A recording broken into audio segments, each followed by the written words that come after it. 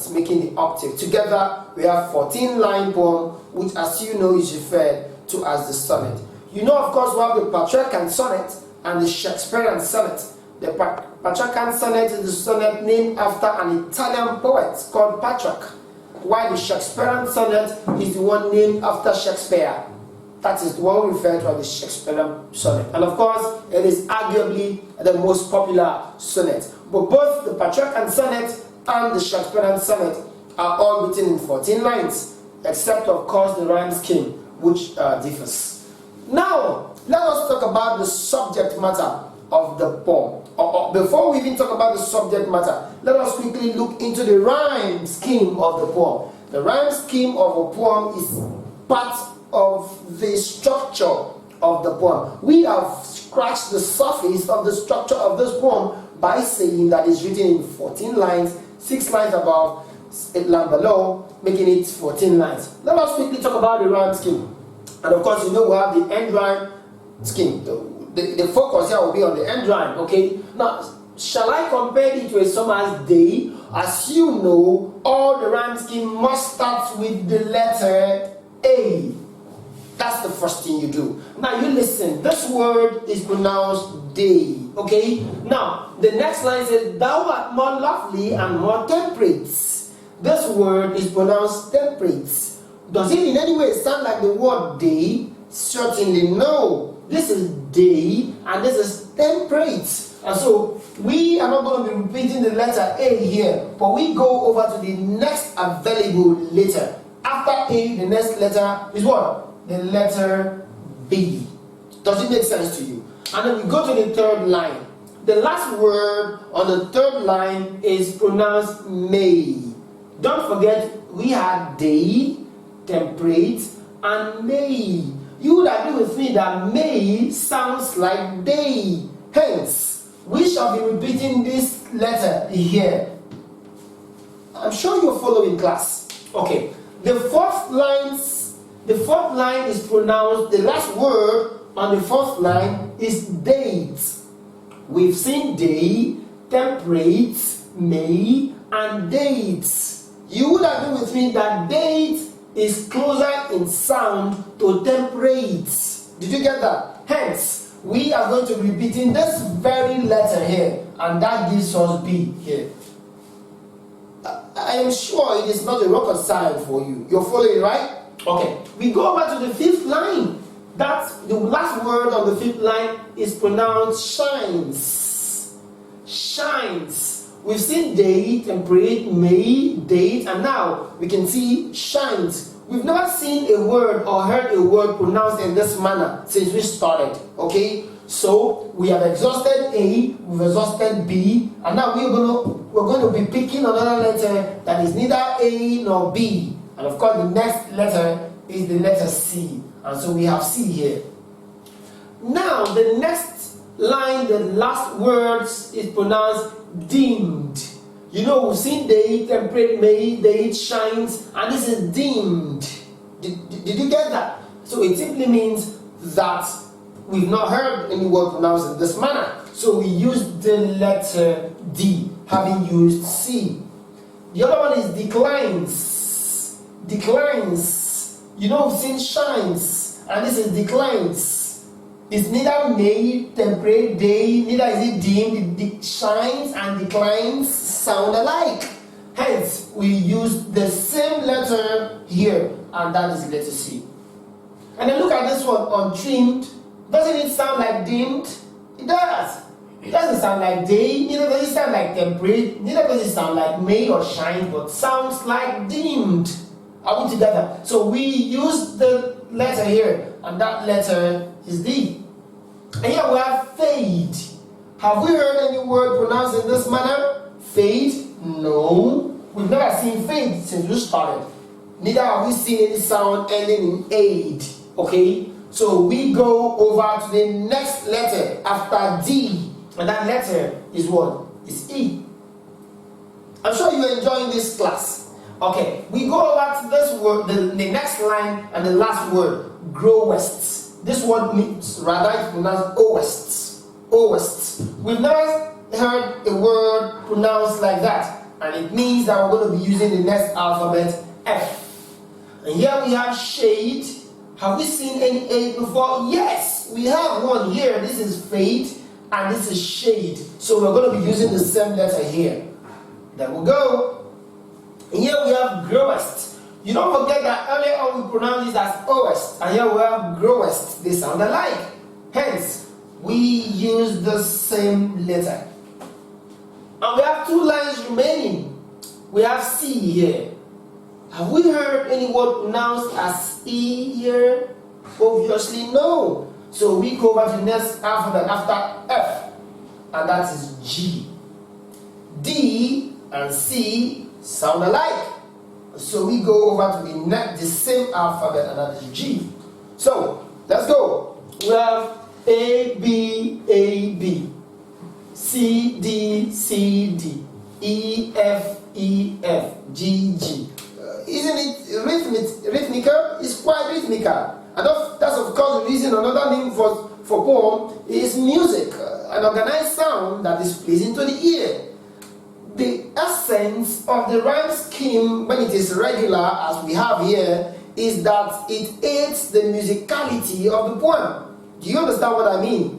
Which means for a poem to achieve its full aim, it must, one way or the other, sound musical. And this musicality is strengthened by devices such as the rhyme scheme and, of course, alliteration and sometimes assonance. Alliteration is the repetition of consonant sound in a line in a poem, while assonance is the repetition of vowel sound in a line of a poem. Here we have the regular rhyme scheme. It is regular because you see A here, B here. You see that is a form of regularity in the rhyme scheme. But this is the rhyme scheme we call alternate regular rhyme scheme. Alternate. So you see A is alternating here, B is alternating. Did you get that? A, B, A, B. So we say, because of that, the poem is read this way. Shall I compare thee to a summer's day?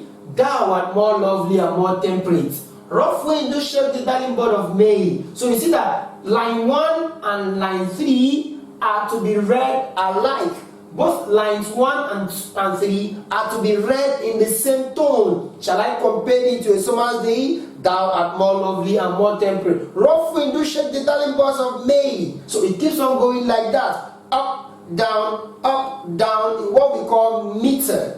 Does it make sense to you? And because of that, it is quite interesting.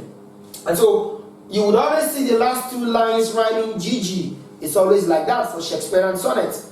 It must always be this type of rhyme, which we call couplet rhyme scheme.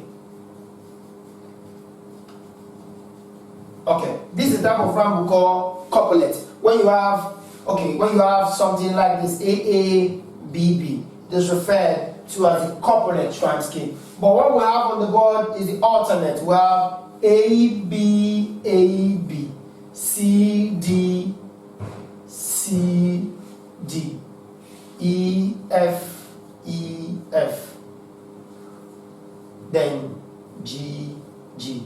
And that is the way you're going to see it in all of Shakespearean 154 sonnets.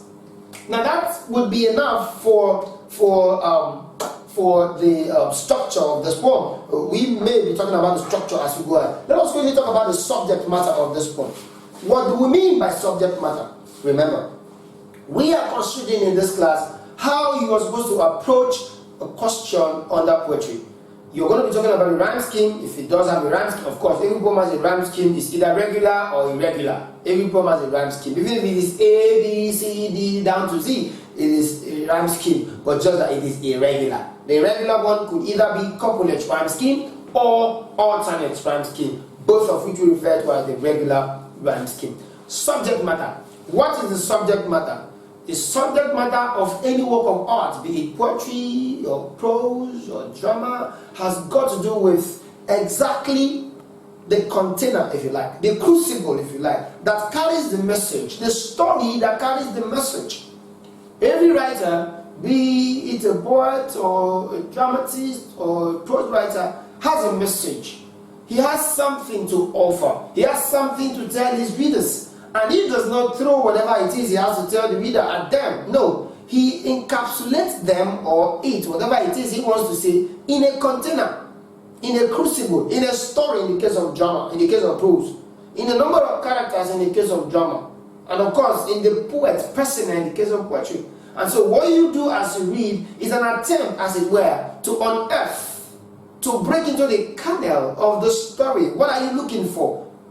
Whatever it is you're reading through is the subject matter, and whatever it is you decipher, you sieve out, as it were, from the entire body of work is the theme.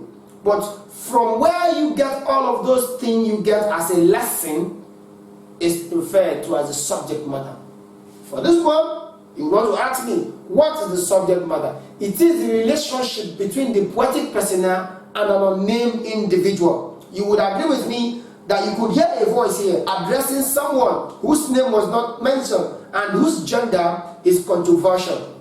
That beautiful, wonderful relationship between these two persons is what this poet highlights. Between the poet speaker, or the voice of the poet, or the voice of the speaker in this poem, and an unnamed person is the subject matter. And then that will lead us to read back the poem. You would agree that the poet referred, first of all, asked a question. Shall I compare thee to a summer's day? And that brings us to some of the literary devices used in this poem. You would agree with me that a literary device that is prominent in that line is a rhetorical question. A rhetorical question is a question that does not necessarily demand an answer. It is a question used to lay emphasis, to drag attention, to foreground a point. And so the poet says, shall I compare thee to a summer's day? Just the same way you ask your little brother, are you not old enough to cross the major road yourself? You are not asking him to say, yes, I am, but you are emphasizing that you expect him to be able to do so. And so, for the poet, he says, shall I compare thee to a summer's day? How can I even compare thee to a summer's day? Or if you like, I cannot compare thee to a summer's day. And he says, thou art more lovely and more temperate. That is, the unnamed character, the unnamed individual, who is arguably the lover of the poet speaker, is even better than a summer's day. You know, summer is a very beautiful season. During the summer, people travel to various places to enjoy themselves together with their family members. Summer is a very almost near perfect season. Yes, the poet says that the beauty of his lover, so to say, cannot be compared to this perfect, wonderful season. You would agree with me that there is a touch of exaggeration or hyperbole in this particular line.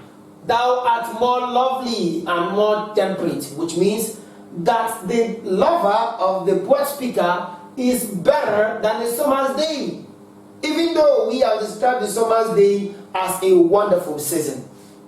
Rough wind do shake the darling bud of May.